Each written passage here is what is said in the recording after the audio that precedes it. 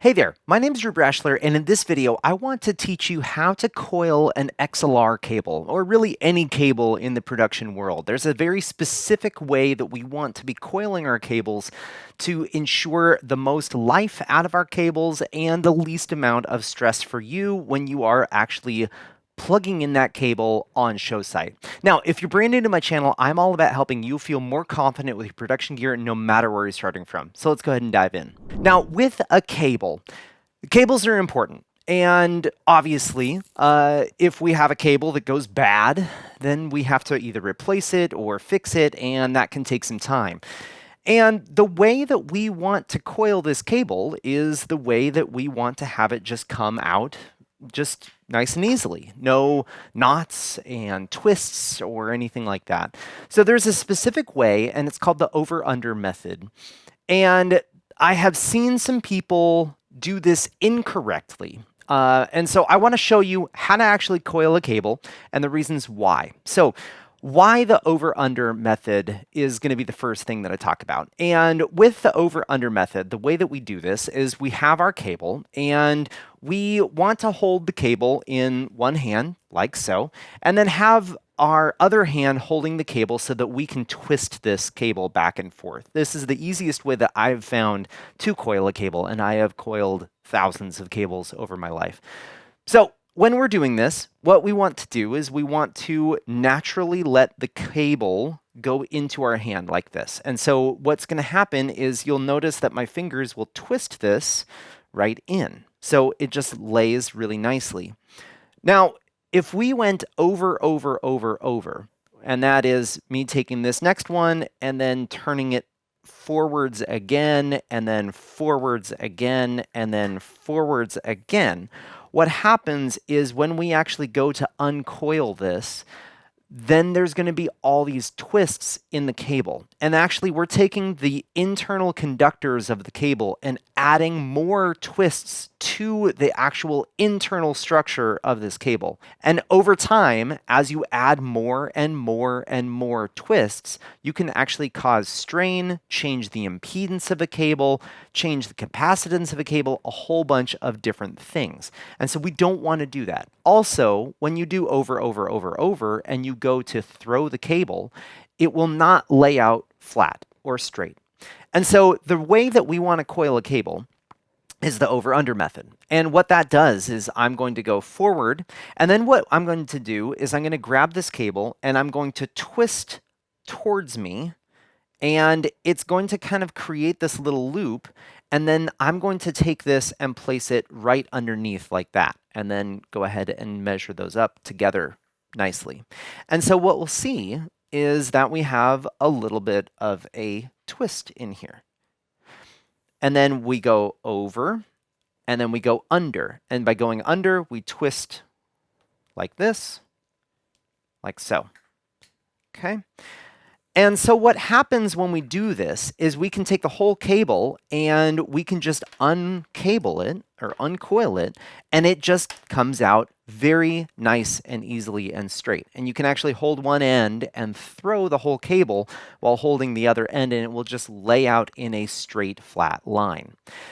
Now, the other thing that I want to mention is when I learned how to coil cables, when we're coiling a smaller cable, say 5, 10, 7 feet, 12 feet, 25 feet, we want to coil it in about the size of this. So if you take this cable and you toss it down on a sheet of paper, it should be able to fit on the sheet of paper. Now, if you have a longer cable, say a 100-foot or a 50-foot, you're going to want to coil a larger coil. So you're going to want to have something more in this size when you're putting it in your workbox or case. And the reason being is because if you have a 100-foot cable and you start coiling it this small, then the coil is just going to be massive and huge, and that's not something that you want to do. So my tips are, when you're first coiling a cable, look and see if there is a tag on the cable. For instance, this one has a little tag, and this says 25-foot XLR. So I know that this is a 25-foot XLR. If I am starting to coil a cable and I look and it says 200 feet, I'm not going to be coiling it this small. I'm going to definitely be going much larger cable coils like so. Okay, so with coiling the cable, forward, and then you can twist it backwards. So we twist forwards. You can see my right hand here, and then I'm going to twist underneath like that. One way I have seen this done incorrectly is that you twist forwards like that, and then you twist backwards but place it on the back side of the cable like this. And this is an incorrect way of doing it, because then when you go to uncoil it, then it's just going to be a terrible mess. So remember, forwards and then backwards right where the cable just lays in like that. Now, another way that you can do this is you can rotate your hand like this and then bring it up in. So that's another way that you can do it, is you can do that like so, forward, and then flip your hand underneath, backwards like that. So that's another way that you can do it. And if you have a massive cable, like feeder, for instance, the easiest way to cable it or coil it is on the ground. When you have a really thick snake, like an analog snake or a W1 or something like that, the easiest way is to coil it on the ground. So you first lay out the size of cable that you want. Say I'm coiling a larger cable like this. And so I'm going to lay it out, and then what I'm going to do is I'm going to then grab underneath, and I'm going to make sure that it lays down like I'm coiling it in an over-under method. So then I'm going to go over, and then we will go under, like so. Now, as you're coiling it on a larger cable, towards the end, if someone had cabled it, or like coiled it over, then what's going to happen is you're going to notice that there's a bunch of twists in the cable. And so if you're trying to coil a cable and it's just not laying incorrectly, like that. Say I was trying to coil this and it's just laying in like that. What you need to do is you need to figure out what way the cable itself wants to lay. So you can either twist it forwards or backwards to see what way the cable wants to just lay in.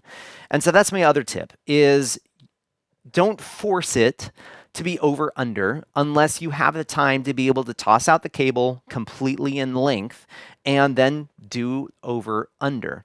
If you're in a show at the end during loadout and you're coiling a cable and it's just not laying in correctly, you do need to let the cable do itself and follow the way that the cable wants to be coiled. So sometimes you're going to be trying to coil over under and it's just not wanting to do the under. Then in that case, just let it go and follow the way that the cable wants to be coiled. But so again, over, under, over, and then again twisting this underneath like that, over, under. Now, when you get to the end of the cable, do not take this end and tie it. Don't do this, because what you're doing is you're going to create a knot and a bend in this cable forever.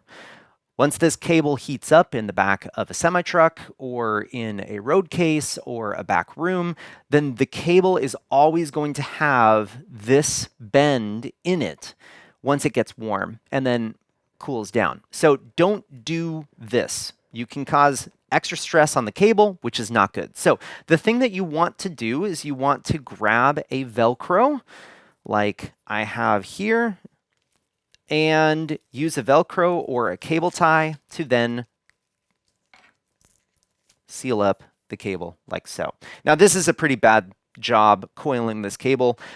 My audio professors, definitely from the school I used to go to, would not accept this cable because these lengths of these ends are too low. So they would want to have them up here. But in the instance of time, I'm not going to recable this because I'm going to use it being later today.